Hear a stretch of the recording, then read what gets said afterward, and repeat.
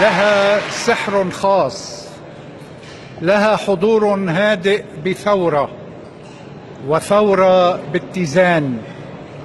إنها الديمة بمطرها الذي ينهمر طويلا طويلا فيسقي العيون والآذان والقلب متعة الأداء الدرامي المتميز. لؤلؤة عجية ليست من هذا الشرق الذي لا نعرفه، إنما من ذاك الشرق، شرق الديانات السماوية، شرق النجوم المسية، شرق الحضارات المعمدة بالنور والنار. ملكة تعيش في زمننا، لكنها تنتمي بالروح والقلب إلى زمن ذهبي يبدو أننا سوف ندرك بعد حين أننا لن ندركه إلا في أحلامنا.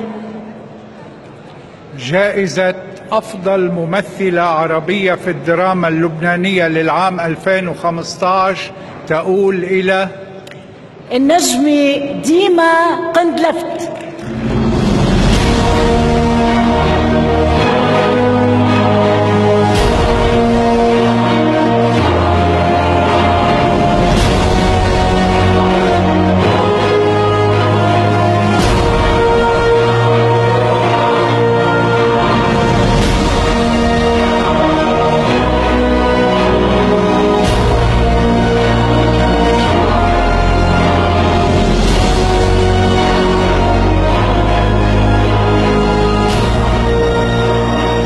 بونسوار. بالمنطقة يلي عايشين فيها، المنطقة كلها خوف وقلق والحزن دخل لقلب كل بيت، أكيد بلا شك، على ناس يمكن فقدناهم، يمكن على بيت تدمر، يمكن على غربة مرة، ويمكن على طموح انسقف. في كتار فارقونا، في كتار راحوا بخيارهم، وناس راحت غصبا عنا، بس في ناس بقيوا. كتار من اللي بقيوا ما استسلموا. بتصور نحن من الناس اللي بقيوا ما استسلموا، ضلينا عم نعمل فن، دراما، موسيقى، مسرح، سينما وموركس.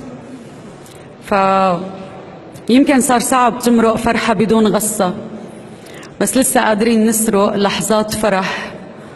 وأنا جيت اليوم لأسرق لحظة الفرح وعيشها معكم واستلم هالجائزة اللي فرحت قلبي.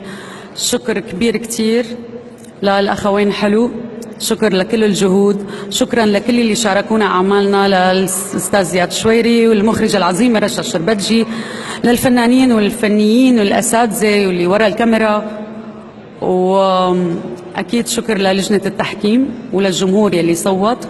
وأخيرا وليس آخرا، قبل ما تطلع الميوزك، لحقت حالي، أوكي، بدي أشكر زوجي شريك حياتي يلي بلشنا حياتنا مع بعض من سنة، الداعم الأول والأخير. ميرسي لكم، سهرة سعيدة.